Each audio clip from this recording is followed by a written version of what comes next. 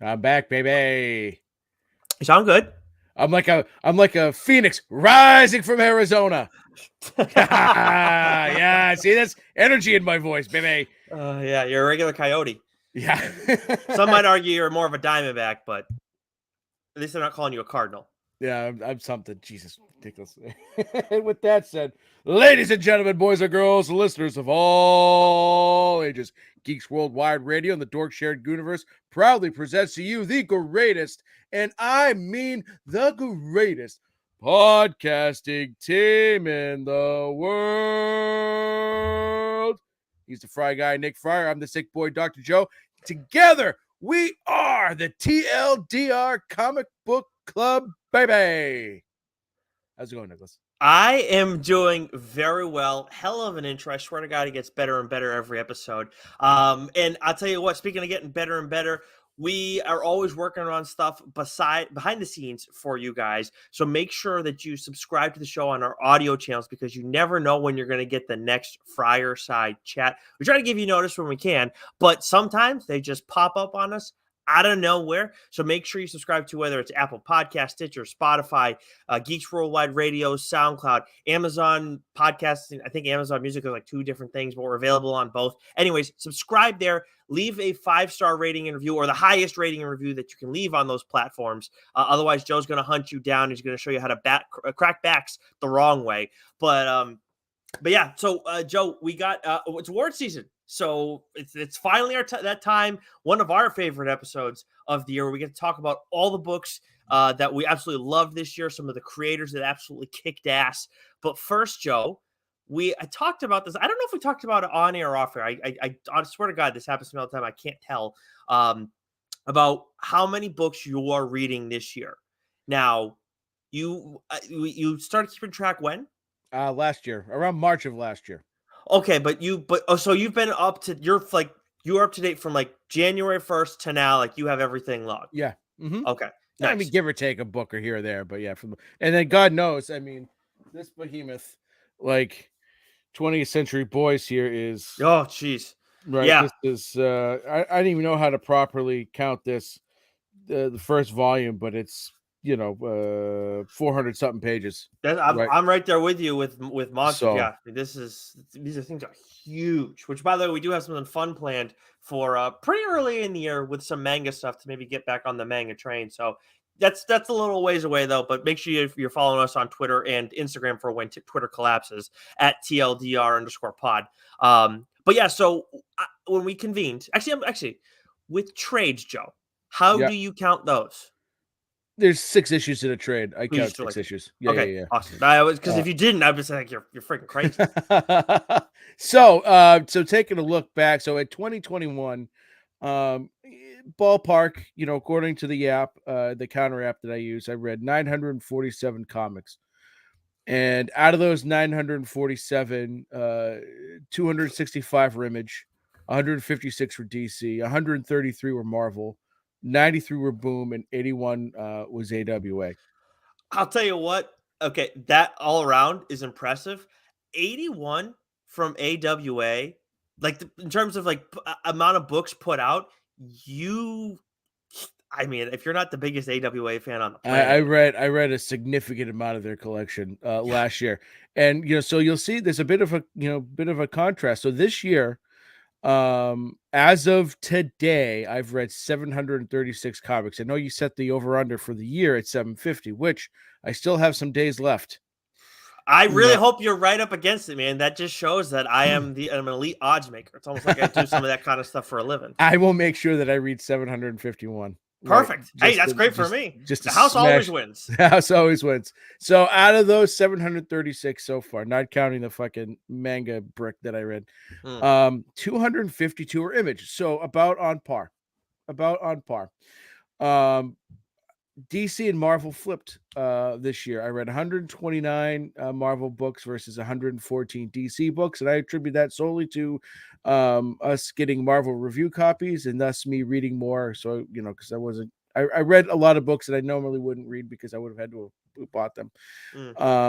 Boom. I read 67 versus 93, and I think I think what we see here with some of these smaller publishers, there was a hell of a year with printing. Mm. And I just Oh, think we that's right. saw a lot less across the board from some of these, indie books being published. Because there were weeks where like, man, Boom really doesn't have anything coming out this year, Yeah, right? Boom's the one that had that Whereas in relevant. 2021, like they were pretty consistent, 6, 7, 8 books a week, right? So, Yeah. and then AWA, I think that's strictly, again, they didn't produce as much this year as they did the year before, but there was far less catching up I had to do on old books. Yeah, that's true. This year, so. And then we're at 34 Dark Horse books, 21 Vault books. So, the indie books got a decent amount of love, but Image, I mean, they really smash it. So, They absolutely crush it. And as you're now 2 years into this, I know a friend of the show, Freddie, does this as well. He's the one that got you on it, right? If I'm yeah. not mistaken. Mm-hmm. I might have to jump in on this because I'm curious. I mean, I know Image is what I read the most. Actually, you know what you didn't count in here, Joe? You read TKO, didn't you? You read at least one TKO book. Oh yeah, I just didn't put him on this list, right? Oh, okay, gotcha. This is Okay. just those Matt. You can't do fucking math, can you? Those numbers don't add up to 736. Yeah, I only put, That's fair. I am more of a writer, but that is a good people point. don't want to hear me list off every single publisher I read books from. Very true. Bunch Very of true. ones here, twos here, fives. But I'll here. tell you what, if you're doing AWA, and you're doing 50 books in a year for them, if none of those are back issues from 2021 or before, then you're probably reading all the AWA issues that came I out. would say I read just about everything they put out this year. Just about everything they put out this year. That's says And a lot. I still haven't finished Absolution. I still have 2 issues left of New Think. So yeah, there's still a couple of things I still need to but anyways, people want to know. They want to know what we're reading, not how much we're reading, Nicholas. Yes. Well, now that I've had the catching up tab on the screen the entire time for those watching us on Doc's Twitch feed, Twitter, or YouTube, let's get to catching up. What have you been reading, Joe, since we last convened? So I've still been sick as shit, dealing with headaches. So I haven't read a ton, but I caught up on X-Men, and West of Sundown. Issue 7, we'll talk about that. Came out. It comes out this week. But I needed to read the last issue, so I read that, and that's just a really good, gritty Western horror series. I saw the cover for issue 7 because that's out this week, I believe, and Yeah. looks pretty damn awesome. As for me, caught up on Daredevil, read issue 6, outstanding stuff. The end of that was great. Yeah. I also read a couple of trades too over the weekend. Nemesis Volume 1, which you have not read yet, so I will talk about that on the show because we're going to get more from Mark Millar, and Jorge Jimenez is going to be on the second volume of this. Nice. So very excited for that. And then also finally read the second issue of Reckless, the second volume of Reckless that came out this year. Follow Me Down. That's the 5th installment, the latest installment.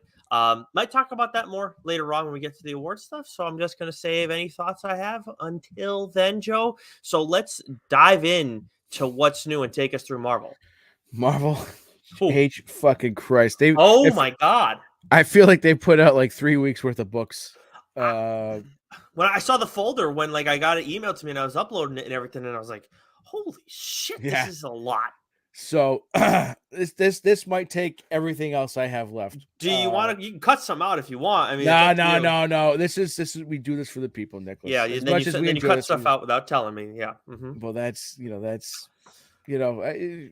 I don't want to tell you how the sausage is made. The Amazing Spider-Man issue 16, Moon Knight issue 18, Venom issue 14, New Mutants issue 33, She-Hulk issue 9, Carnage issue 8, Midnight Suns issue 4, Dark Web X-Men issue 2, X-Terminators, Dominic It Down issue 4, Deadly Neighborhood Spider-Man issue 3, Star Wars Dr. Aphra issue 27, Captain America the Symbol of Truth issue 8, Han Solo and Chewbacca issue 8, Star Wars Yoda issue 2, Star Wars The High Republic issue 3, Timeless issue 1, Thunderbolts issue 5. This book I haven't read yet, but I'm looking. I actually want to give this one a peek. Star Wars: The High Republic, The Blade, issue 1. Strange. You called dibs on that one, yeah? Did I call dibs on that? You did. Yep.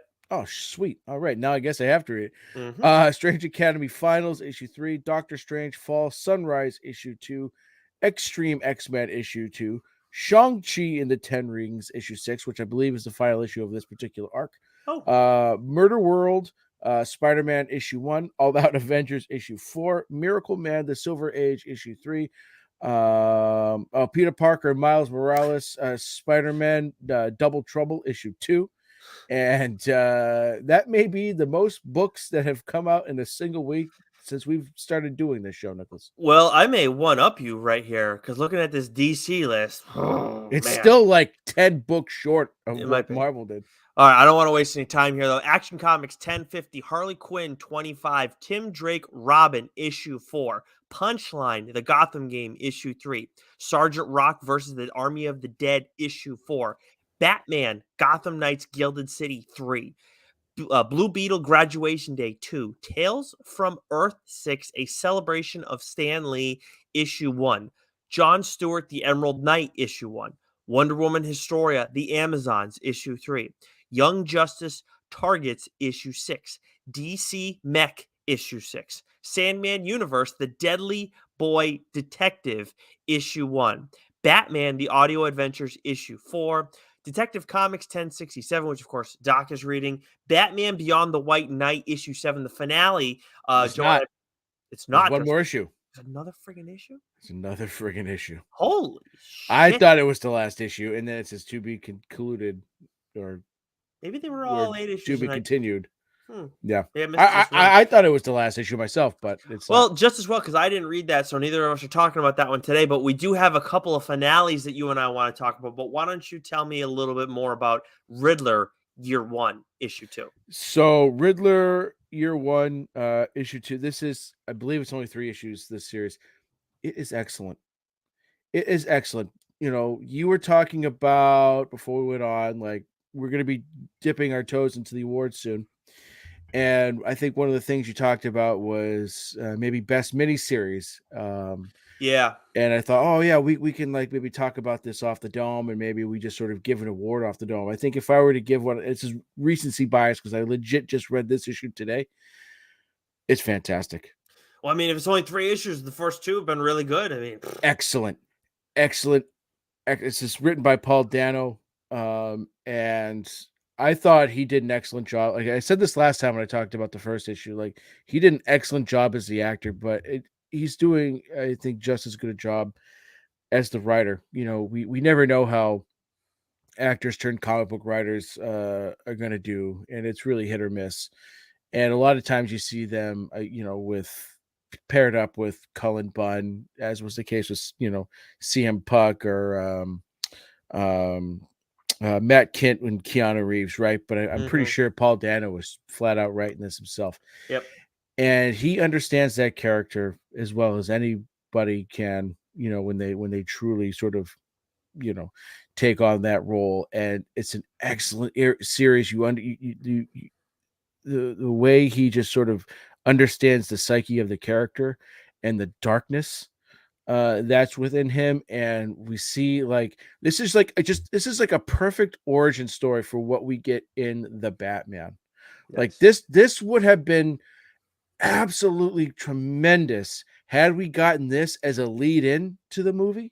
I think it would have elevated the movie a little bit more, but having seen the movie first, having a basic understanding of the character, because he's a big part of it, but there's still a lot that's unknown, and then sort of getting all of this sort of backstory. It's been far better than I ever would have imagined. It is excellent. I think they actually, you know, normally I would agree, like, hey, let's have this beforehand. I mean, I think it's just what the industry is starting to get utilized for more and more across, you know, indies and the big 2. But I think in this case, it served it better to not have it done before because I think you're right. But because there was just I thought Paul Dano was going to kick ass because Paul Dano is just a great actor. Yeah. But I just, you know, now people saw how awesome he was, and now they can go and check out more of the comic. Also, just want to point out that Joe was right. There is no other writer on the series, just Paul Dano. Who's the artist? The artist is Steven Subic.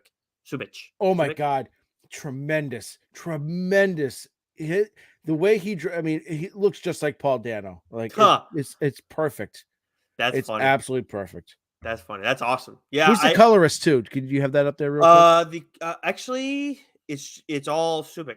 Yeah, Subic. he nails it. Nails Yeah. it. It's perfect. This Yeah. is an excellent book. I didn't realize that he was. Oh, that's see now. It's funny because when you didn't bring up him originally, I was like, this artist is like the whole thing when this first got announced was this the artist didn't get mentioned. It was just Paul Dano, and I get Yeah. it. Paul Dano is the greater appeal because everybody knows who Paul Dano is, who doesn't read comics necessarily. So that's like a larger pull. I understand that, but like, not this guy's not just the line artist. He's not just the penciler. He's not just the inker. He's also doing the colors. And like I can tell you for a fact that takes a ton more work, ton more time to do that. So it's mind blowing. And he's every good as Dano is. Like it's just perfect. Everything about it. It's like I said. I think I said this when I saw issue 1. Like you can feel the mental illness just by looking at it. Right? It's yeah, that's awesome. I can't wait to read this. So are you going to talk about it on the show? It's 3 issues. Go ahead and read it. It's hard to, you know what I mean? Like, okay. There's got to be Thanks a for making certain me wait threshold. like 5 months, on it. That's cool. Well, That's, it's not my fault. It took 5 months between issues to come out. Yeah, nice guy. Anyways, all right. So I know you have a finale that you want to talk about, but I'm going to talk about my next. DC versus Vampires, issue 12. Okay, so the big thing for me in all this is the ending, because you have this. Look, we can't talk spoilers, right? We don't want to talk spoilers. The ending, though, I don't think anybody's going to see coming. I think that's the best way to put it. I think that's the only way I can really put it. I was blown away. I'm still blown away by it. I would love to talk like when everybody reads it. I know our guy Shime's been reading it. I would love to talk spoilers when people have read it. But it's like you're just there's no way in hell you're gonna see it coming. And I'm like, I am very like I'm shook by it. I just like I cannot go farther than that in terms of the detail. You have a mix of artists on this issue as well. Now, James Tynion and Matt Rosenberg have been writing this series. Otto Schmidt has been, I feel like, the only artist on this series, at least the primary artist. But Francesco Mortarino and Pierluigi Casalino all still provide a similar vibe throughout the course to Otto Schmidt. There are definitely differences. You see some jumps, but it's very subtle in all of it. Some crazy action. Love the characters that are in the mix that have survived up to this point. And again, like it's to me, like it's a great ride with everything that you got with Batgirl, with Green Arrow, with Nightwing, Grifter, Harley Quinn, Robin. All like those are like Supergirl has been a big part in all this too. And then oh my god, one of the female Wonder Twin. I don't care for the Wonder Twins, but she's been great too. So all of it, Constantine, like I don't know if I said them already, but like they've all been great, all involved in this final issue. And man, like again, the ending is just really puts me in a spot where I can't talk about it in specifics, but awesome stuff. I love when that happens. Yeah. So, and then for those who haven't been reading it, I already talked about it on the show. I think ahead of issue 11 or after issue 11, so you can go back and listen to that as well. And if you want to get some more details before picking up, some of the trades are already out, but if you want to before you pick up the finale and stuff too. Oh, I lost my train of thought there. I apologize. Jesus Christ. Okay. Old man syndrome kicking in. Yep. Sure. Whatever. Whatever you say, Joe. Right. But the last book I want to talk about is I mean, we do want to talk about a roller coaster, but Nice House on the Lake, issue 12. What I thought was going to be the finale. And it is for this arc. This 2-year-long story arc. Getting to the end of it, it's his end of book or whatever, it's letting there's more Nice House on the Lake coming, and the way that it ends, it's not over. So I was stunned by that. I was absolutely stunned because I thought, okay, this is 12 issues. It's taken a long time for him to, because we really do feel like he's put a lot into this, and he's wanted to give it its time. And so, he's had a 6-month break here, and then the last several issues haven't come out monthly. They've been a little bit longer, So I was stunned with that development. It was a really good book. And it was like I said, like going back, rereading this, reading it issue 1 through 12 straight through when the trade comes out, I will have a much greater appreciation for it. One thing I will say is that there was a point in this last issue where I thought Tynan was going to take the story in a direction, because thinking that this is the last book, right? And when something happens, and I go, "Oh my god!" If Tynan goes down this road, I think he's going to go down to end this book and to end this series. It will be fucking genius. It'll like, you want to talk about like, holy fuck! It didn't. It What I thought was going to happen didn't come to happen. It went down a completely different, avenue, which I still thought was really good. But it sets up like where I was thinking it was going. It would have a complete finite. That's it, Dunzo. You know, way about it. This way, nope, leaves the door open. There's more. There's more coming. So I know I've bitched about this book, but that's mostly because of just my frustration with, I want my money and I want it now, and not Yeah, having the patience that I should have sure. had, with this book. So That you shouldn't have had. I mean, it was a long. I mean, it's a it long was a time. long time, right? I'm not, Don't beat yourself up too much. no, just a little bit. Leave room for me to do it. So I will say it was excellent. I didn't see that coming. I really didn't. Now I have no idea when this book will be returning. If it's going to be a few months from now, a year from now, whenever. But the groundwork has been laid for more to come. Yeah. Wow. I did not expect that. Man, because I like, we were talking before the show, and you're asking me like, is that a book you're planning on reading? I was like, yeah. I mean, you liked it. I mean, your frustrations were primarily with the pauses. Now, all right. Well, Mhm. I mean, you're not saying it's bad. Like where the No, director, it's just no, no. It was all intents and purposes, it was excellent. There was some lulls in there for sure, right? And hmm and again, this is a book that is more novelish, than it is comic booky, hmm. right? But the story's great. The art, um, Alvaro Martinez Bueno. I probably said Yeah. his name wildly wrong, and I apologize. Is beautiful and fantastic, and it's definitely got horror elements into it. It's mystery, all that. But again, this is something that just lends itself. You feel like you're again immersed in a novel versus just reading a comic book series. Hmm. Hmm. Okay. I still think I'm going to give it a look, but You that should, is you should, that was not a development that I because you'll have the expected. benefit of just being able to read it straight through without having to pause. Speaking of unexpected developments, let's get to Image because there's one book from this week that we need to talk about. So we have King Spawn 18, Image issue 9, Lovesick issue 3, Plush number 2, Flawed number 4, which I enjoyed very much. Nice. 20th Century Men issue 5, and then the book of the week. Um Yeah. Rodney Barnes is friend of the show, Rodney Barnes, Philadelphia issue 26. Mm-hmm. What? Yeah. Are I you mean, kidding me? he was setting up for it throughout the duration of the issue, but I still was like, no way, no fucking way. Yeah. And then we get it, and it's like, what the fuck? I thought someone else was getting the axe. And just man, Yeah. just when we like, there was something about this arc, the last 6, 8 issues.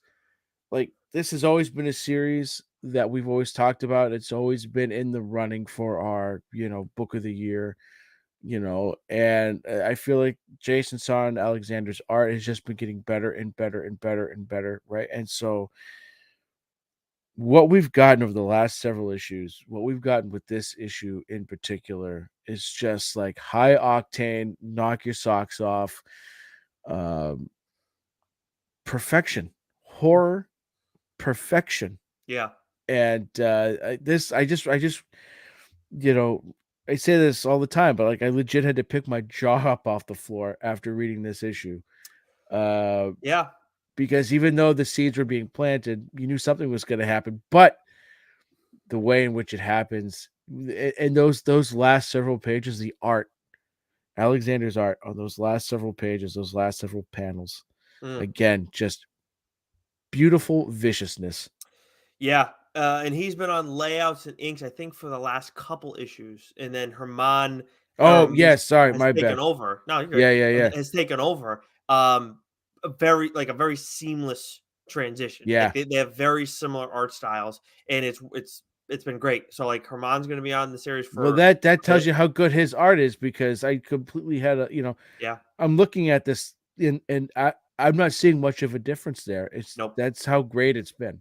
Yeah, I agree. And now, look, so people who've read this show for a while and heard us talk about Philadelphia, you might be able to read some of the tea leaves here. But obviously without giving things away, there's a character who I've been very excited about for quite some time, and that is I'm like very much satisfied with what that character it has been doing. I'll leave it at that. And when I saw the way this book ended, I instantly thought of Joe right away. And again, I will leave it at that. You can probably, if you, some of you may be able to figure it out, but I hope you don't, and go and read it. My God, was this thing friggin' good? It's like Yeah, where we got was the fourth arc that we got earlier in the year, yeah, absolutely amazing. And then this second arc has been, I mean, this fifth arc, excuse me, the second arc of the year has picked up where it's left off. We got the war going on, and this creative team is delivering on a new level, and they were already delivering at a very high level before that. So yeah. This is as good as this series has been. Period. yeah, yeah, it's outstanding. Philadelphia is must read stuff. I mean, we've been saying that for a long time. Joe talked about it at length. If you've never read Philadelphia, go listen to Joe's conversation about it from a while back. That was one of the first 10 episodes of the show, Yeah, I Joe, believe if I'm so. not Yeah, mistaken. Yeah, yeah, so go check that out. Go read this. There's I think the fourth volume is in stores now too. So go, don't just pick up one. Pick up all yeah. four Fourth and volume is out. We're 2 issues into the fifth arc so far. go pick up all four. You're gonna read them all. No, It's so good. All right, and actually check out our conversations with Rodney Barnes that we've had in the past. We'll have him on again at some point down the yeah, line. But let's move over to Boom, because there's one book from there I want to talk about. So we only find them with their dead issue 15, which I believe is the finale for that series. But you fell off on this one, right? yeah. I never got past the first arc. Oh, yeah. Okay. Yeah, There you go. Once Upon a Time at the End of the World, issue 2. Damn Them All, issue 3, which had so that the ending was visually it was something. Book of Slaughter, issue 1. Are you reading this? I read it. I enjoyed it. Um, so I'm far more intrigued with this than I am with the House of Slaughter. It's a little bit different. It's a little bit more meat on it. Obviously, it had a bit more Erica. Who I that character I love. So uh, good start so far. Nice. Okay, good. Um, let's see. So for me, so Philadelphia was the book of the week, but then right next to it Oh, I got to read this. was Mighty Morphin Power Rangers TMNT Volume 2, Issue 1 by Ryan Parrott and Dan Moore. Ryan Parrott, of course, friend of the show. Dan Moore was not the artist on the first volume of this. I didn't realize that. Similar stylings, but regardless, awesome stuff. And to me, like, it's a lot about the dynamic of TMNT and Mighty Morphin Power Rangers just hanging out, spending time together, which is really cool. Really enjoy that. Seeing how things have developed since the first arc. The biggest thing though coming out of this is I just think, like, when you look at the first arc, like, it's a great story. I highly recommend you guys picking it up. I didn't talk about it in the gift guide, but definitely something worth picking up, especially for younger readers too, who maybe just getting to know TMNT, maybe know a little bit about Mighty Morphin Power Rangers. But the other thing that came out of it was the action figures. And TMNT and Mighty Morphin Power Rangers has been a huge thing for those franchises in general. I personally bought the mashup of Shredder in the Green Ranger. Friggin' awesome. Absolutely love it. There's a ton of other stuff too. First issue, Joe, instantly I'm like, they already got their number one action figure right away. We get it. And I don't want to say more than that because it's spoiling things a little bit, but it was from a story standpoint too, very intriguing, very excited for it.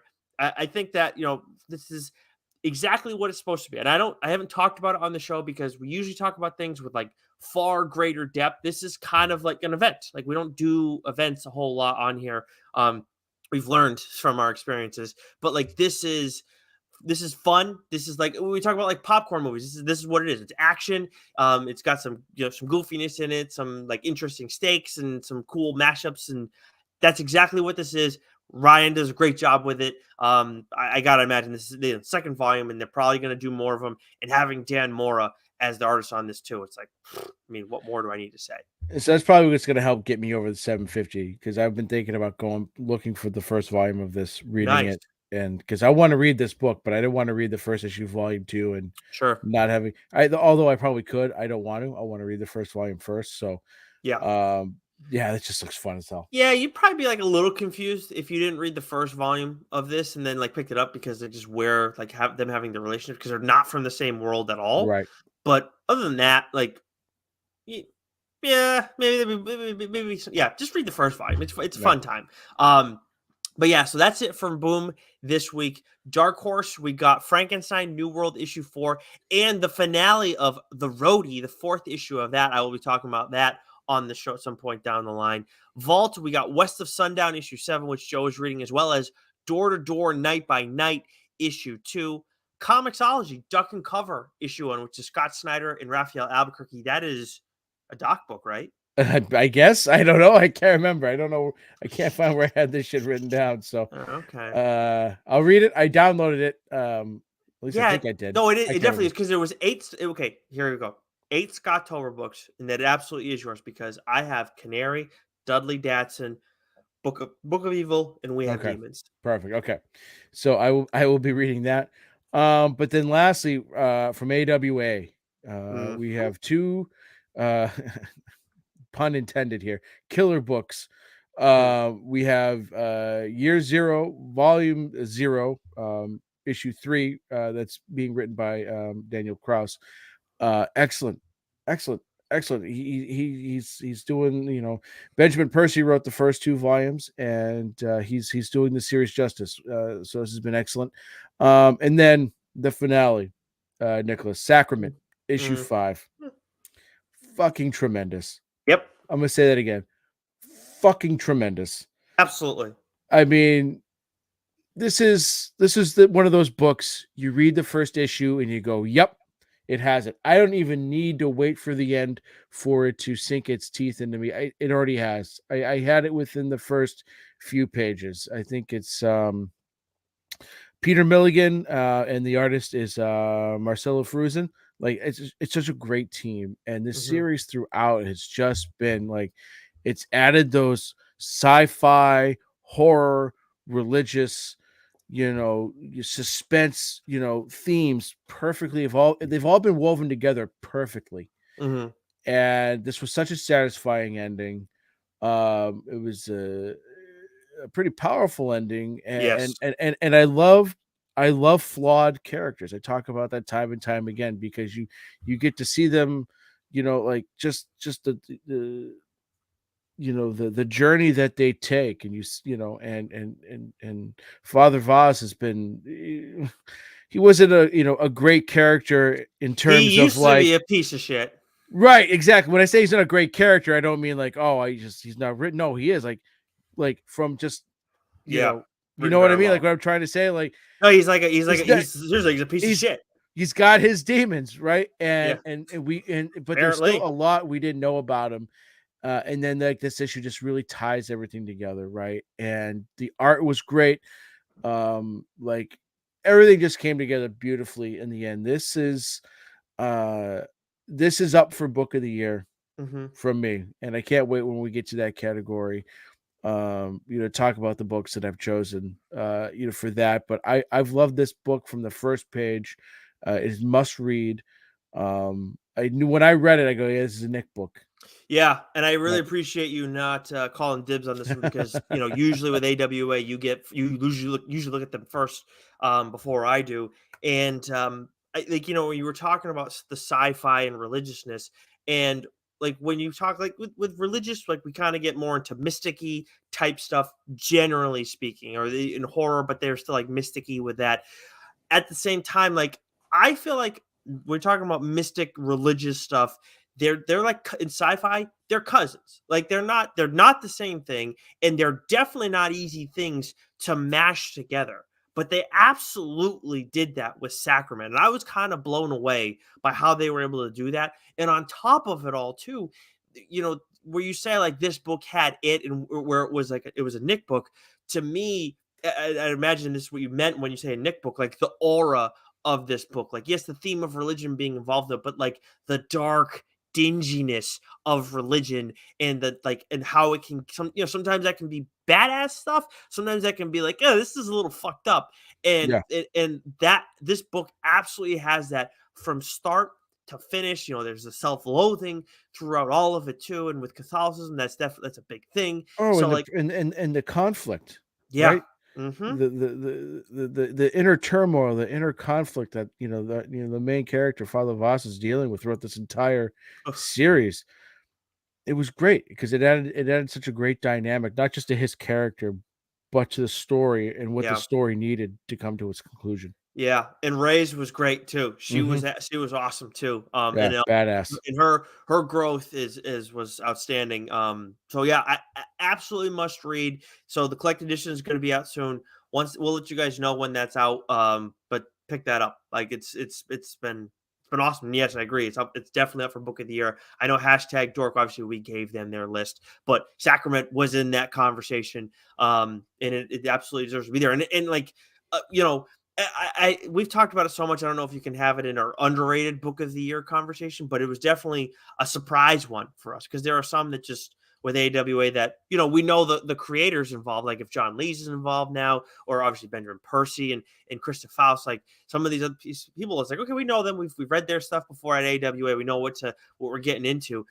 Peter Milligan is a familiar name, but like didn't Well, like I believe not he on my wrote radar. American. I think he wrote American Ronin from AWA, which was excellent. Right. Okay, So he's done some there stuff. you go. Like Which he's you've done some talked stuff. about on the show. Hmm. Mhm. So I knew this was going to be a goodie from the Okay. get go. So Well, there you go. I stand corrected on that last hashtag one. credit to me. Right. Yeah. Well, all right then. Okay, Mac. Anyways, is it time? Is it time for the awards? So before we jump into the awards, Nicholas, Okay. let's just take a quick.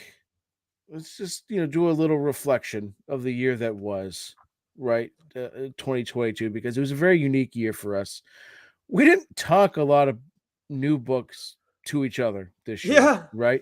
This was the year of the Fireside Chat, which I am always extremely grateful for. That we reach out to creators, artists, writers, heads of studios, Yep. and they're willing to talk to us, and not just willing to talk to us and give us part of their share part of their day with us, but also a lot of them come back, and I have a lot of fun with that. That means a lot, and something I never thought I would do, that we would do when we started the show. So we had a lot of chats, a lot of great chats this year, and it's there was a lot of really good books. This was an excellent year for books, Nicholas. Oh my god.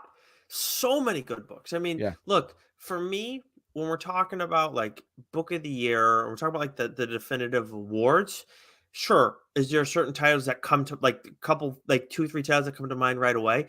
But when you're talking about overall quality, I mean, whether it's stuff that's been ongoing that started before this year or stuff that just popped up out of this year, yeah, it's absolutely mind blowing. And when you talk about the fireside chats too, it's like we've gotten to talk to quite a few people who have done some of the impressive work like that came out this year, like some of the Hmm. the best. I mean, when we talk about like the best new titles of the year, like we talked to a creator from like the two series that I think of first we had a creator, like at least one creator on from those series. Yeah. Like it's mind blowing, and it's so yeah. I mean, like while this originally started out as more of like a talk show kind of format where we do reviews and share our thoughts with each other and whatnot, and this has evolved into more of a hybrid where we mix in both because we obviously do our what's new every week, even when we do the interviews.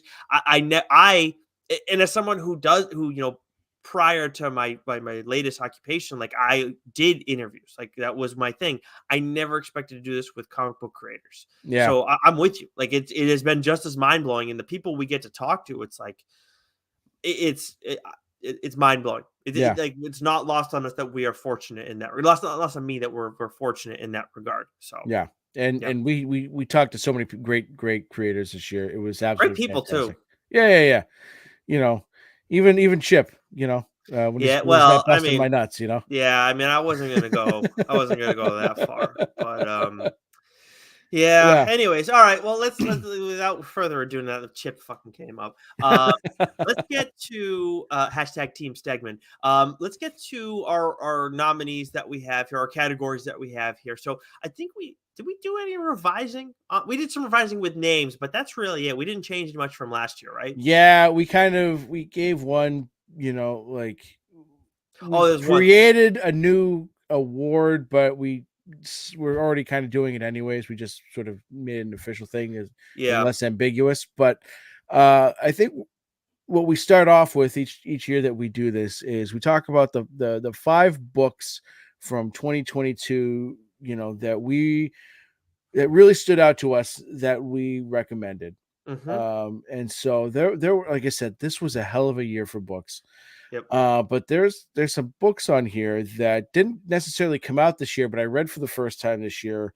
So books that I discussed on the show that really kind of had a lasting impact with me was Sync, Cool. written by John Lees. I mean, that book is just like it is straight up nightmare fuel, and it is excellent. Sex Criminals. Speaking of Chip Zdarsky, um, I fucking love this series, and I love talking about it. This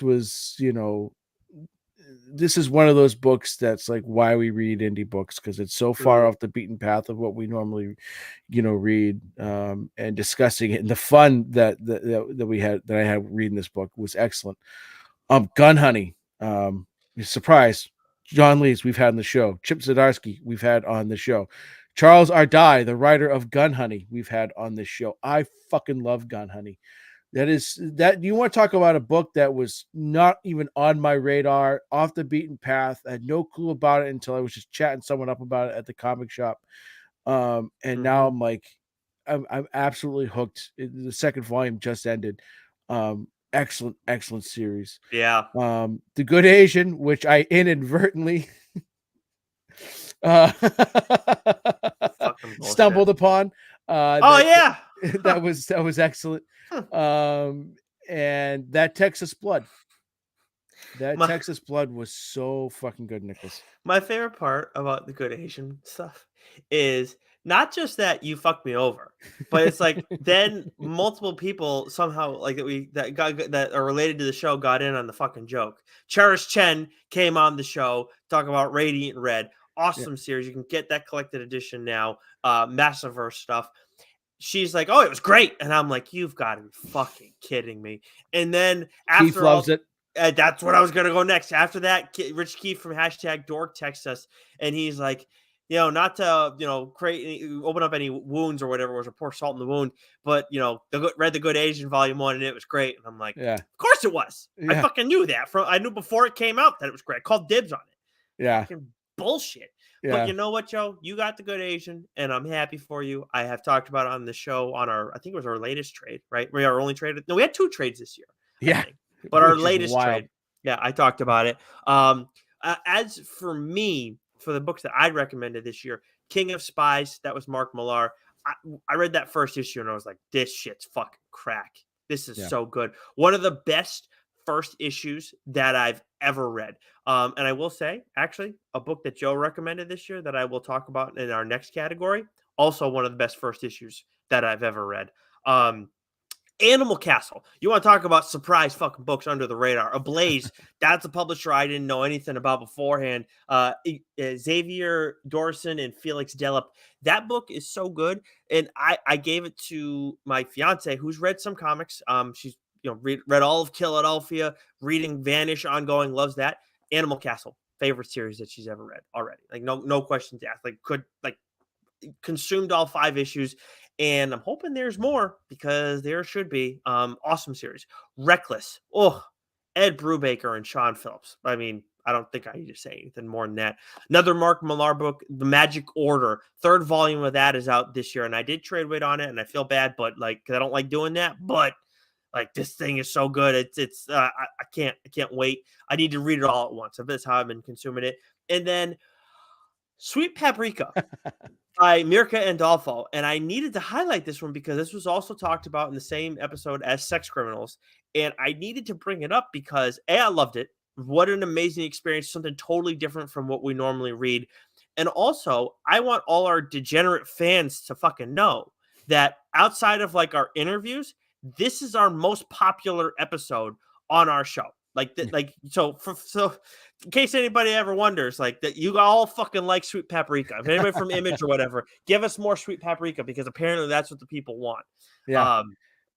America's got a very, very stylized way about her art too, which I'm sure pulls some people in. And that who we've made contact with, Yep. I hope it's not been too long, but we need to get her on the show next year. That would be tremendous. Yeah. All right, now let's move into the now controversial section of the top 5 TLDR books of 2022 that our co-hosts suggested from 2022. Just wanted to add that. Well, so okay, I okay. 2022. So, we didn't have many trades. We had 2. And so trades are good opportunities for me to set aside time to read books that Nick has recommended. Nick has recommended a lot of great books. Thank you. And I just haven't had time to read a lot of them because I've been trying to, So, anyways, Reckless. You talked about Reckless. I read Reckless. That was the last trade that we did. That book is fucking phenomenal. There's not enough wonderful things I could say about that book. And then this past year you talked about We Have Demons, right? Scott Snyder, Greg Capullo, right? Even though it came out, digitally, when it came out, from Dark Horse this year, you talked about on the show. That's been excellent. And then Moon Knight. So I did Moon Knight for our first trade this year. So this was a book that you recommended prior to 2022, but I read it in 2022. And so I'm sticking with it. Okay. So those were the only 3 books that you've recommended this past year that I've had a chance to read past year-ish. But King of Spies and Animal Castle are on the top of my queue to read because I remember when King of Spies came out, you called dibs. I said, you got it. I understand. That's a book that I wanted to read, but haven't had. So man, that was out. And then when you talked about it too, I'm like, I've got to read this fucking book. Millar's so good. I mean, he might be my number 1. I mean, him and Brubaker's so fucking good. Well, I think you've talked more Mark Millar books on this show than anyone else. And as I said off the top of the show, I called dibs on another Millar book. So yeah, you might be right. He's just so damn good. And those are 2 for those. He's your Lemire, right? Yeah, I think so. And for those you wondering too, that is those are both Animal Castle and King of Spies, both limited series too. So very easy ones for you to go through. Now, as for me, I'm with you, Joe. We do the trades. So that way it is a time for you and I to go back and read the books that each other has recommended because we read a lot of fucking shit. And because of the nature of our show, it's not always it's not ideal to go back and read things that the other person has talked about because we have to read stuff week to week and we're trying to read a certain amount of books and talk about them at length and then trying to read trades and other series that are going on. And sometimes we got to cram stuff beforehand and then we got interviews that pop up. So we got to read that shit. So I'm with you. There's definitely I did not read as many of your books as I would have liked to this year. That said, the way you talked about some of these books really blew my mind. Specifically, Peepland, the way you were able to go in depth and break all that down and provide such the detail. It was almost like I could see some of it from Peepland. Like it was that That's impressive. excellent. It felt that real to me. I was like borderline aroused after hearing about it. I have that effect on people. Yes, you do. Krista Faust, though, that book also got like I think was what helped lead us getting her on the show to talk about Hit Me, which is a book we'll talk about more later. But that was such a fun conversation, and I can't wait to read People, and that is Titan, right? Mm-hmm. Then we got May's book. If there's never been a book I've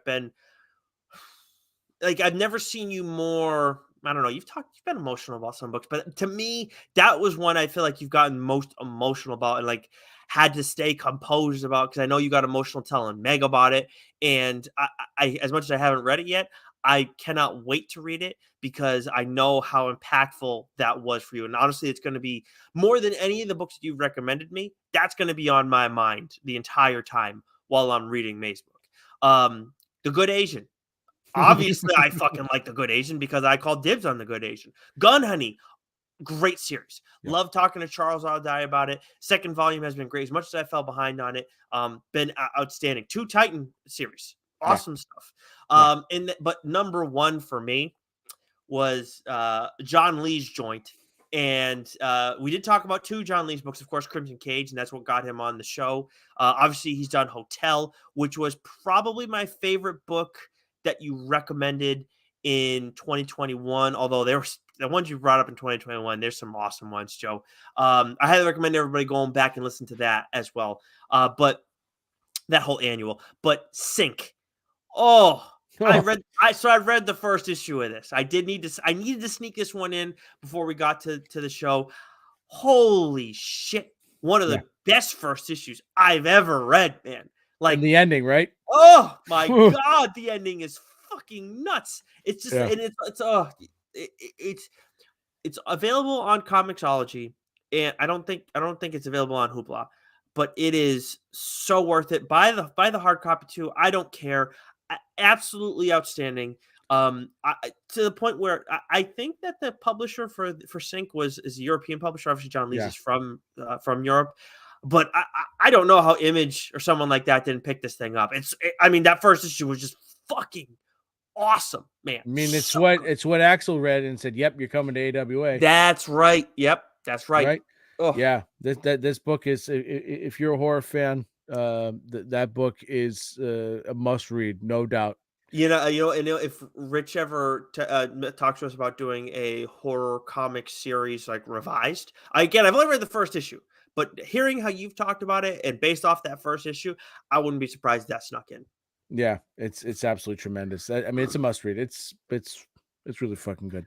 Now, before we get into the actual awards that we have, let's go through some of the things that we're most excited for in 2023. Obviously, only so much has been announced, but there have been some big things. I know one in particular recently that you're very excited about.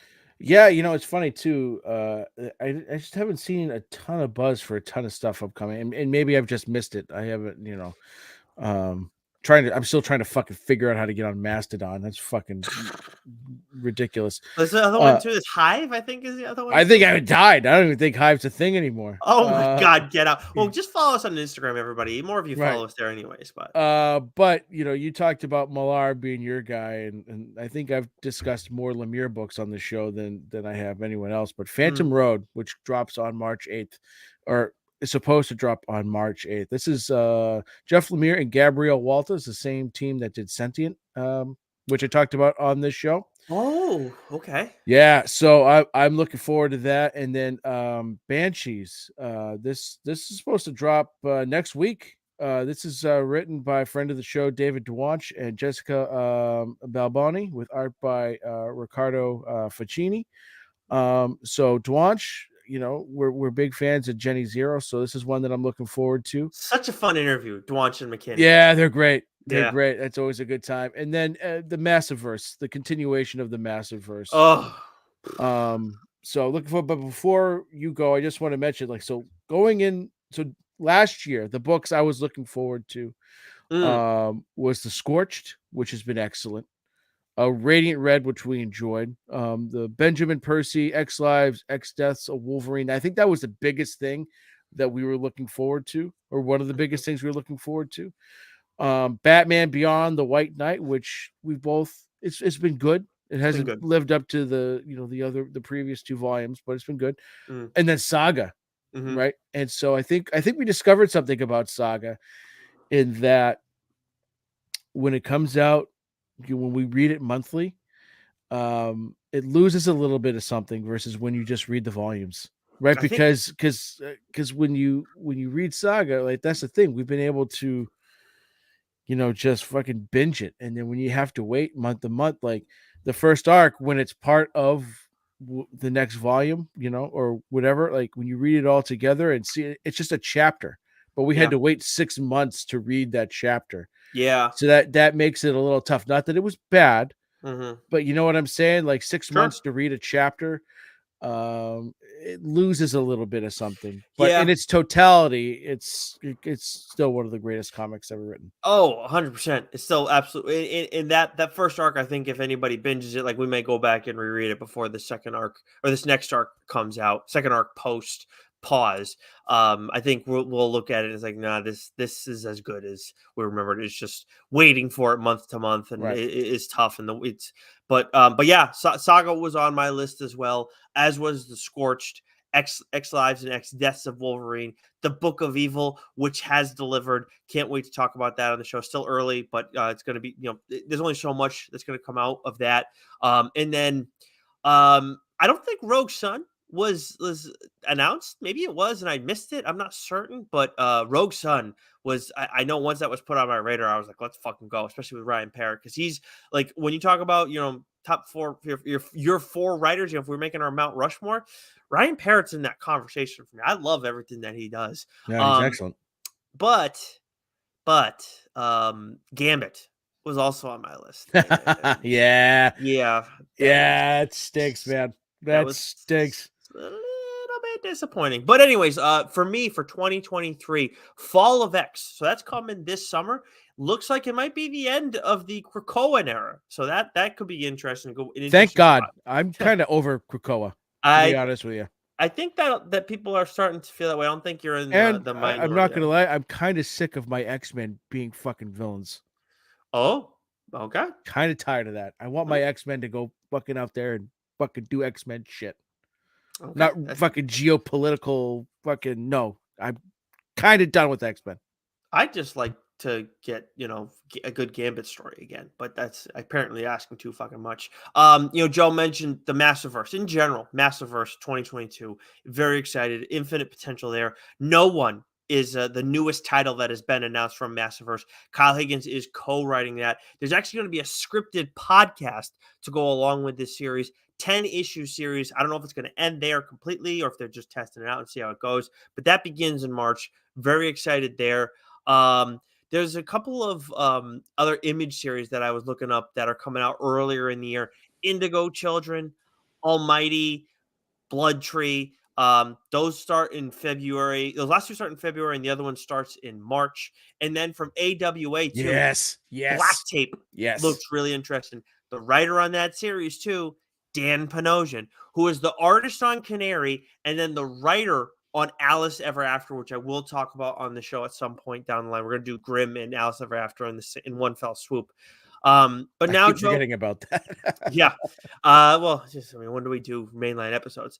Let's I think it's time to get to our big time awards, the main awards for this year, Joe. And we're gonna start things off with the newly created. Is that right? This is the newly created one, or is the Yeah, other one the new? just Yeah, an okay. hour into the show, we're just getting to the awards now. The 2022 Saga Award for Best Ongoing Series. Yes. So this was something I think last year and the year before we just sort of did like, here are 5 favorite ongoing series that we've been reading. And I felt like best ongoing series needed its own award. And what better way to honor that by talking about what we think is the most perfect ongoing series, to date with Saga. So the books that I had a couple of books in this spot, Ooh. and going back and reflecting on some things, and again, talked about this earlier, like this, the last arc and the start of this new arc has been some of the best that this series has done since it started. So my 2022 winner for best ongoing series is Philadelphia. This book, it fucking deserves it. It should have won. It could have won it last year, and it could have won it the year before. That's how good this book is, and I couldn't put it on my runners up list yet again. Mm. It's just too damn good. The art's been too damn good. The story is just, it's been kicked up to a fucking 20. So that's my winner. The runners up, That Texas Blood. Again, a book I just read recently, but it was that fucking good. And even Keith said, like, yeah, he binged it and fucking loved it. Something is Killing the Children, and Daredevil were two. Those are the other two books I was like, and Nightwing, right? Those are all Mm. books where I had in this spot, for a period of time. Detective Comics has been great. King Spawn has been great. Gun Honey has been. Those are all like all books that I've considered this for. But for me, it's Philadelphia. Yeah, and I think that's fair. I think for me, that's probably number two, and we talked about this a little bit because there's another category where you could kind of see things. You could have some more titles thrown in the mix, but we'll kind of explain that a little bit more when we get to that award. Philadelphia is probably my number two for this one, but King Spawn is among my honorable mention. Nightwing is among my honorable mention. I'm just gonna note Once and Future, as much as that did come to an end. There were quite a few issues throughout the course of the year. Definitely an amazing series, great end. But for me, as much as this one is not a monthly comic book, we did get 2 volumes of this, so that is what, six, basically 6 issues, 150 pages for each collection, and that's Reckless. Brubaker and Sean Phillips are as good a creative team as there is in the industry right now, and their shit's. I mean, there's no better way to put it. Their shit's absolutely fucking crack. Yeah, It's they're plain they're and they're simple. as good a duo at what they do as anyone. Hmm. Right, and Yeah. it is. You're right. It's fucking crack, baby. It's so fucking good. Now, speaking of Once and Future, because of the importance of that series for this show, whether you look at it as one of the first series that Joe talked about on this show, a series that I thought about reading, and basically is like the idea behind TLDR. I thought about reading, didn't do it, and then heard about it through Joe. And then also we've had Kieran Gillen on the show twice, including to talk about the finale. We have named our award for Best New Series the Once and Future Award. And Joe, who is your 2022 winner? So again, this is another one that I had. If you were to, if we were to have done this, if the year had ended several months ago, Hmm. I would have gone Grim, right? Because I Huh. love that book, and I was like, this book is going to be, whether it's for best new series or whatever. Like the book was excellent. I also considered Rogue Sun, written Yep. by a friend of the show, Ryan Parrott. Mhm. The Devil's Reign, the latest Daredevil run by Chip Zdarsky. Sacrament is what I had penciled in here. Sure. Thought about Hit Me. Hit Me was excellent, but I went with Vanish by Ryan Stegman and Donnie Cates. And even though we've only gotten 4 issues of it, the art, the story, I mean, we talk about high octane, like, again, this is just such a good series, and it's excellent. I mean, everyone that we've recommended it to has absolutely loved it. Yeah. I think for me it would have been very hard not to recognize it. Yeah, I agree, and I think that we're in a similar ballpark of like if this had been if we had set our cutoff date maybe a little bit earlier in the year, then Vanish would be ineligible because we've gotten only 4 issues of it, like you said, and then for me it would have been Rogue Sun at that point. Rogue Sun Right. has been absolutely outstanding. Started very early in the year, but it was so good. King of Spies was also outstanding. Number 3 on my list, but I'm with you, Joe. It's Yeah. Vanish. There's no two ways about it. And we talk about like elite creative teams. Donnie Cates and Ryan Stegman. They're around like they're right on the same level as Brubaker and Phillips at this point. Yeah, and this I just took a look, because my last year's winner was Crossover. This is back to back years for Donny Cates. Yeah. He's Snagging this award here. So I mean, we love his writing, yeah. and we love the series, and we love Stegman's art. We had him on Oh, the show. He was great to talk to. We had a great time, and Vanish, fucking yeah. unanimous, baby. So good. Actually, speaking of Stegman, he's working on another series for Image Comics. We talk about things to be excited about in 2023, where he's actually writing that series. So I'm looking forward to that one. And then some other nominees that I had to Punisher was Mm, awesome. yes, Hit me, as you mentioned, Sacrament, Above Snakes by friend of the yes, show, above Sean snakes. Lewis, Yeah, and then Public Domain by Chip yes. Zdarsky as well too. Another one that I think we only got 3 issues of that one, but obviously Chip's writing and drawing that one. So he's No, we get more than. I think we got. is it 4? I think so. Yeah. I mean, 3 would have made him eligible, but still, it's like Yeah. he's I know. I mean, that to write and draw is just can't say enough how difficult that is. But anyways, let's move on to our next category, the Hawkeye Award for most underrated, surprising book of 2022. Again, so this is another one where I would have had Grimm. Was a possibility Ugh, for this one. Last year's winner was tough. Nightwing, right? And I say that because there's a huge dichotomy between last year's winner and this year's winner. So my runners up before I announced the big one was Grimm, Deadliest Bouquet, which just wrapped up. There's Mm, something wrong with Patrick Todd. I mean, that book just for me came out of nowhere. As did I Hate This Place. Like hmm both those books are sort of really kind of gritty and excellent. But for me, the winner, I mean, you want to talk about surprise. I shit on the title of this book all the time, but it was such a good fucking series, and that's Do a Power Bomb.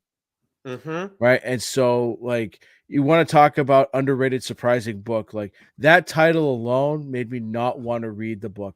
Like, Do a Power Bomb. This sounds lame. Like, you kidding me? And then you read it, and it is so much more.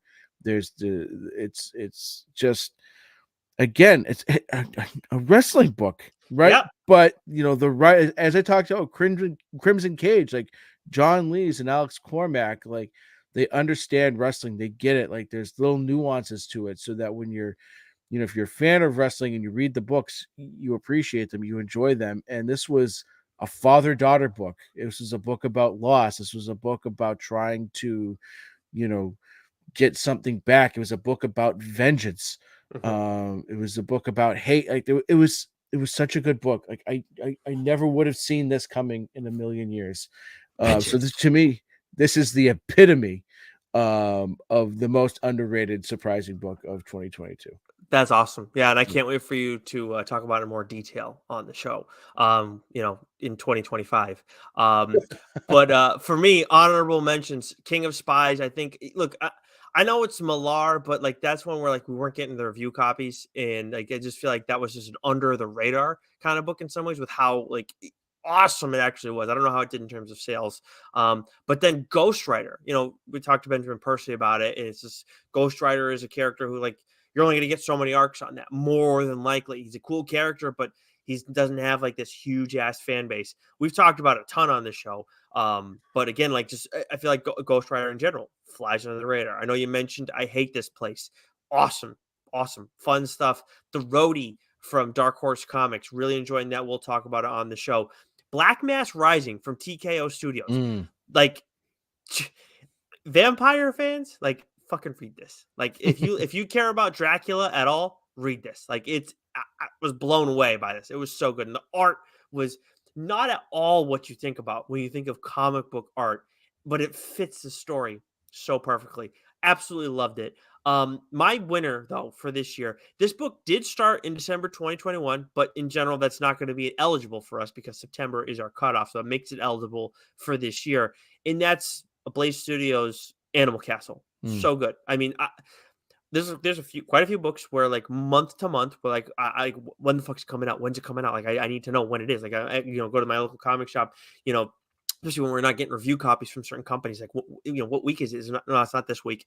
And Animal Castle was that book, and it was just completely out of nowhere for me. Had no clue. I saw the first cover. I asked my guy, it was back when I was still in Massachusetts. I asked my guy at the Time Capsule, and gave me a little bit on it. And I was like, all right, I'll give it a look. And wow, So good. Absolutely love it. So, Yeah. yeah. Yeah, I can't wait to read this. That's fantastic. I think this might be my favorite category out of all of them, to Mm, be honest with you, because that's what I love is you just grab something, whether it's a recommendation or you just sort of grab it on a whim and you go, fuck, mm. that was awesome. And Speaking that's of why we do the show, and I think that's why we love comics. speaking of that, on Friday, I gotta remember to I'll give you all the copies that I have. Yep. Oh, my man. I got them all My man. I got them all handy right now because Lauren just read through or crushed through that series in like a Love day. that. So, um, Love that, baby. all right, let's move on to our individual awards, our creator awards, and we start things off with an award that we created for last year, the 2022 Best Cover Artist of the Year. Yeah, so for me, last year's winner was a friend of the show, Sheldon Buchert. Mm, He's he's done some excellent covers. He's been doing a lot of commission stuff. He's been at a lot of cons. You got to check out his studio shadowpuppets.com because his prints and the stuff that he's been doing lately has been absolutely excellent. hmm. And I mean, his Radiant Black is is up here in Bag End, and I just love his stuff. And Yeah. so, we had to create that award because we love cover art so much. And so for me, when thinking about it, again, this was another year for fucking awesome covers. Mm. Like I bought books just for the covers. I didn't, Yeah. and So, so like for you and I now, especially because we get review copies, the covers are so important because like yeah, we're able to read these stories already, and we do want to support the creators. But like, if you go and give me a kick-ass cover, like I ain't gonna think twice about it. yeah, especially lately with all the Spawn covers, that Oh, have been coming across.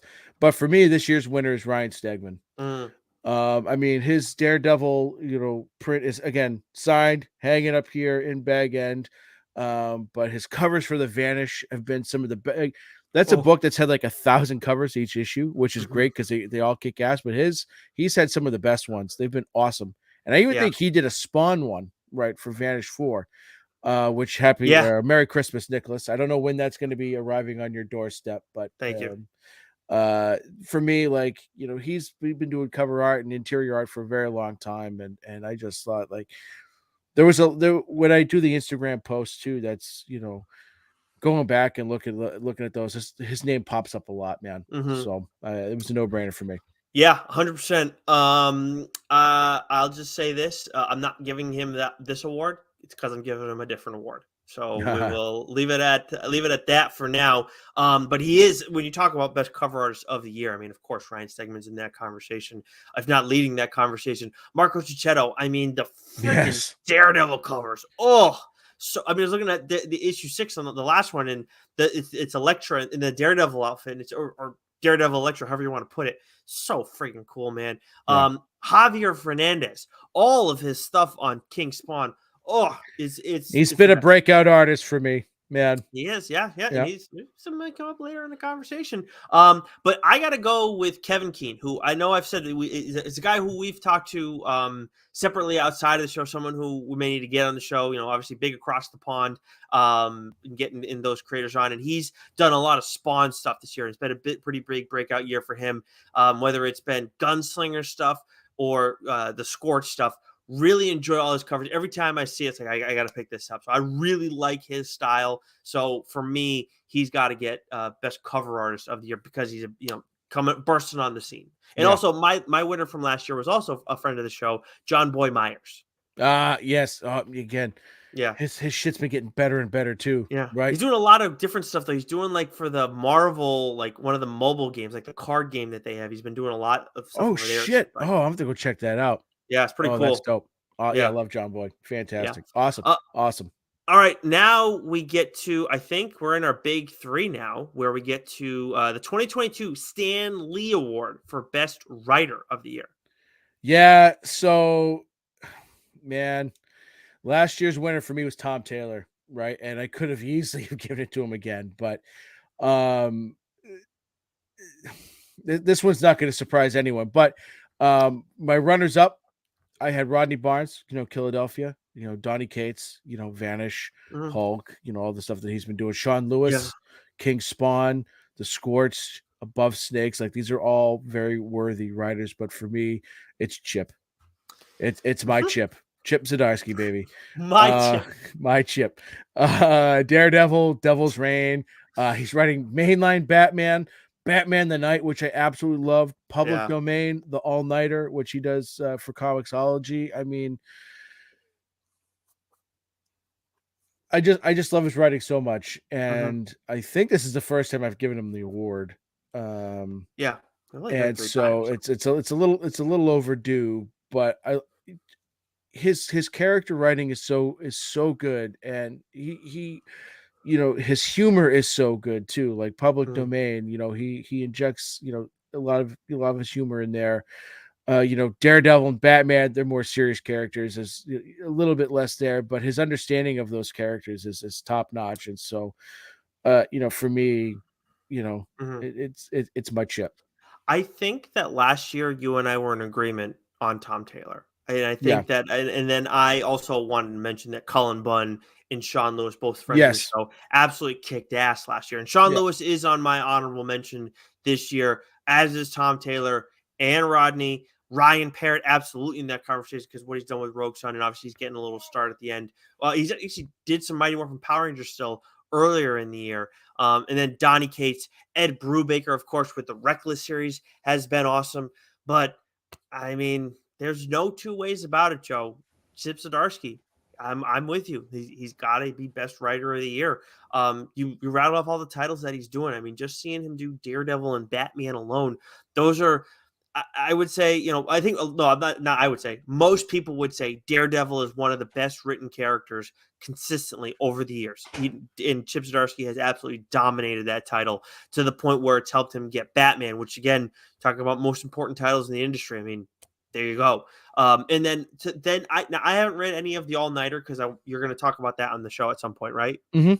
But Public Domain Yeah. has been has been so much fun, and for people who love the comic book industry and people who like comic book movies a lot too, it's definitely something that you got to give a look. As much as it wasn't in the conversation, it wasn't the winner for the best new series of the year. It's in the conversation, no doubt about it. He writes Um, and draws it, right? yeah, exactly. So there's that too. Yeah. Yeah, Awesome. Yeah. Yeah. It's got to be Chip, right? yeah, It's it's has it's to be. it's our Chip now. He's our Arch, Chip. He's our Chip. Um, let's move over to 2022 Jack Kirby Award for Best Artist of the Year. Yeah. So again, no shortage of great artists. Last Oh, year's winner for me was Werther Delader. I always pronounce Deladera. Delader. Yeah. Yeah, you've always had it right. What are you talking about? I feel like I haven't been saying it right, and I got in my Oh, own head there. I just love their work so much. His work, on Somebody's Killing the Children. It's for me, it's perfection. Some of my runners up were Jason Son Alexander, Dan Mora, Francisco Francavilla. Love his oh style, yeah, especially for the horror genre. It's excellent. Ryan Stegman, who I had for best cover artist, but for me, I think one of the artists now who is he's on that next level, is Javier Fernandez. yeah, It's been excellent. yeah. And when we had Sean on to talk about King Spawn, and he would talk about his Javi pages, you know, fuck, right? Holy shit, Yep, can that guy, draw? And again, there's a viciousness to it when there needs to be, right? And it's done at the right moments. And again, I feel like as well as Sean has understood the character of Spawn from a writing standpoint, I think Fernandez has just as good a grip on the character from an artistic standpoint, yeah. and he's just nailed it. I mean, Spawn is like say whatever you want about the character or how whatever, but he is a blend of action and horror. And I would say like when you just look at his appearance, he's the perfect blend of action and horror. I mean, that's why McFarlane's been able to do so much with the character over the years and then create all these other different spawns. I think that is what Javier Fernandez is like. What his greatest strength is he is the perfect blend of action and horror. That is why Mm, he fits Spawn so well, and he is in. Sean has been doing. I can't say it enough. Like Sean has been doing an outstanding job of Spawn. He has, from a writing standpoint, taken that character to a whole new level. And Javier Fernandez has done the same exact thing from Yeah. an art standpoint too. There have been some great look there. I mean, when you look across the board at the people who've drawn King Spawn over the years, or Spawn in general, sorry, that over the years has been a lot of awesome people. I know Greg Capullo is like the definitive Spawn artist, and I'm not going to argue that, but Javier Fernandez is where this character, how he's developed and where he is now. There's no one else I'd rather see drawing Spawn than Javier Fernandez. Yeah, and it's fantastic. Even Brett Booth has done a killer job on Gunslinger Oh, Spawn, right? oh yeah. Well, there's no one else I want to see drawing, Gunslinger Spawn than Brett Booth. Right. So it's been a great year for Spawn. So that's my winner for Artist of the Year. And I'm with you on speaking of Brett Booth too. I mean, he like anytime that man draws a cover too, he's like I'm interested in that as well. So he's definitely among my honorable mention for Artist of the Year. Gunslinger Spawn. I mean, that's the story like for the Gunslinger Spawn has been solid. I mean, like it's not like anything mind blowing. It's gotten the last few issues have been pretty good. It's gotten a bit better. It has gone. It is things have been ratcheted up a bit. Specifically, the second to last issue was fucking nuts at the ending. But the best part is the art by far, and I think that's generally the case with Spawn books. But man, I love Brett Booth's style. Javier Fernandez is among my honorable mention, as is Dan Mora, because I just don't think like as long as Dan Mora is drawing shit, he's going to be in this conversation every fucking year. Yeah. And some of these other artists are too. Abel. Again, when we talk about like new people on the scene, Abel, I don't know what else he had done. I know he's doing some stuff for DC now, but his work on Rogue Sun is just as important as Ryan Parrott's writing has been to me in that series, as much as Ryan is the reason that I go and read the series first. But in the end, I said I'm giving Ryan Stegman a different award. He gets best artist for me of the year. I mean, the stuff that he does on Vanish is so fucking cool. And just in general, his art style is so much fun. And it's like, there's like getting the chance to talk to him too was great. And hearing about his influences too, it makes perfect sense because he has like this badass, but also like this, like the cartoony vibe to what he does.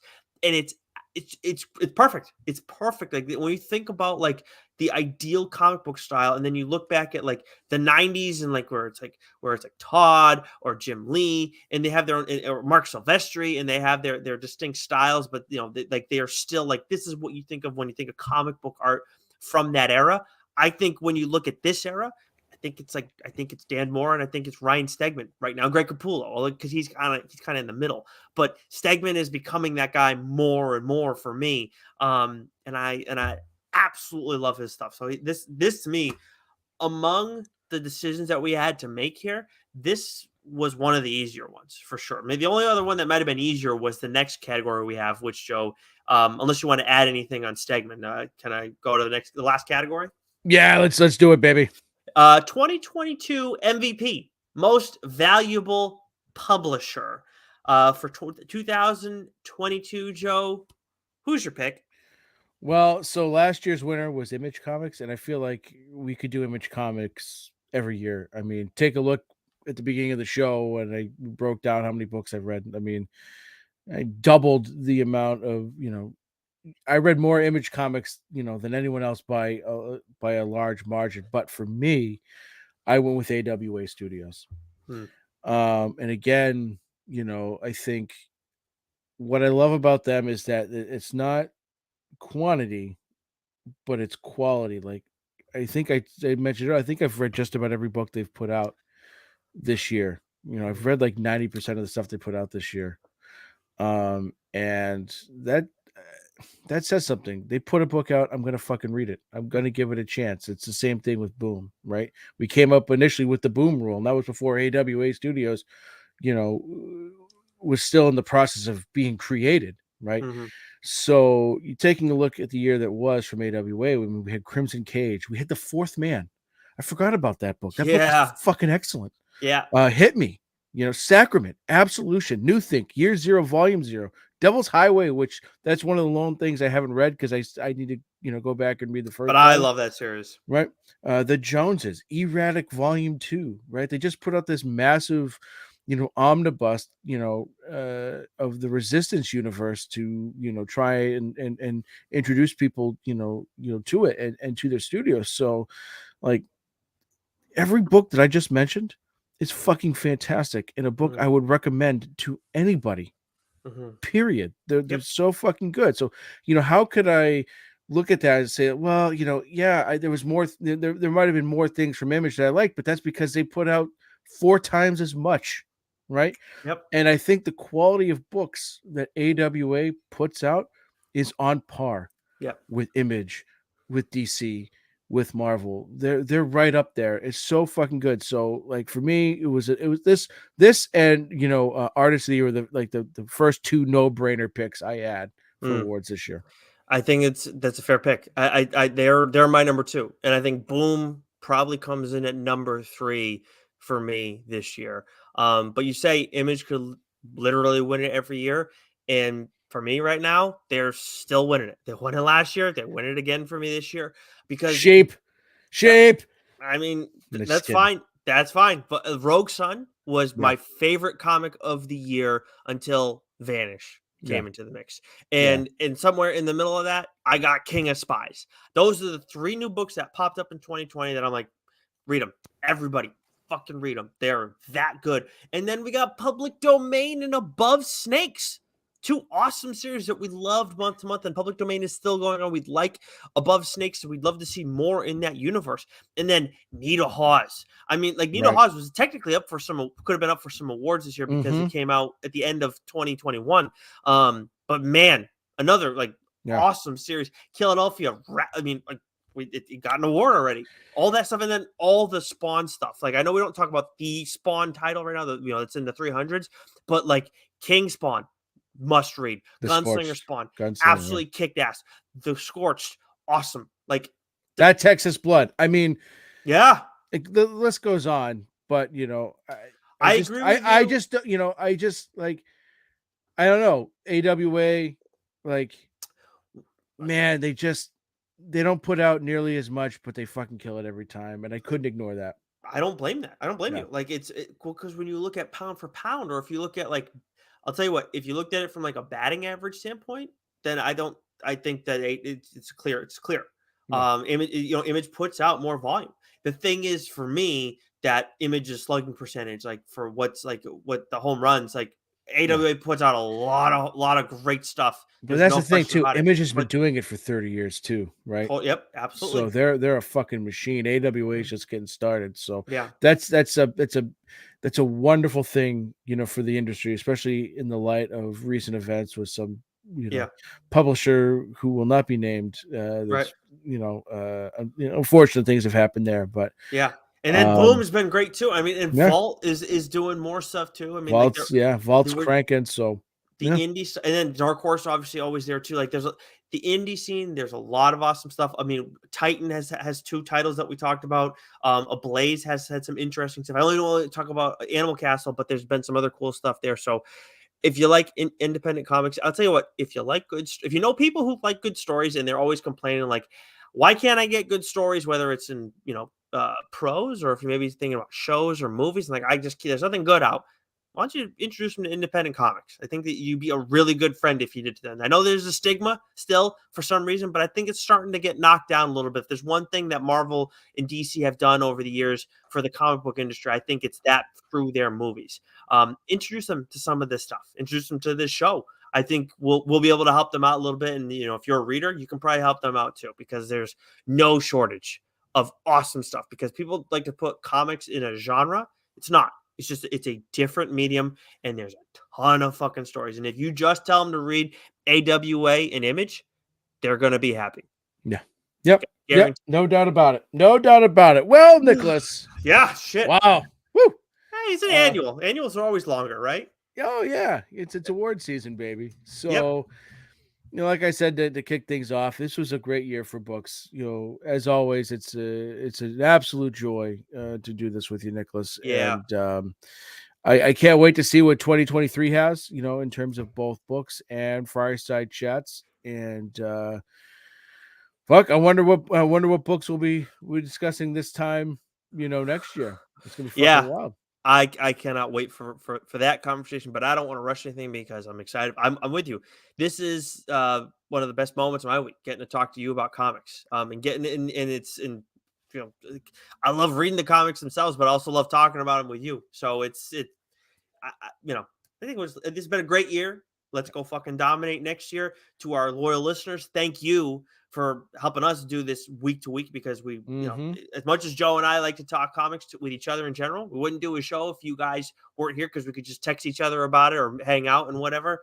But absolutely appreciate it. Again, tell a fellow comic book reader, let them know about this stuff. For people who are looking to get into comics, we are here for you all. We give you everything that I think a comic book reader could need, right? I hope so. That's the point, Nicholas. That's the point, baby. So until next year, Joe, Jeez. stay sexy. You fucking know it. Christ.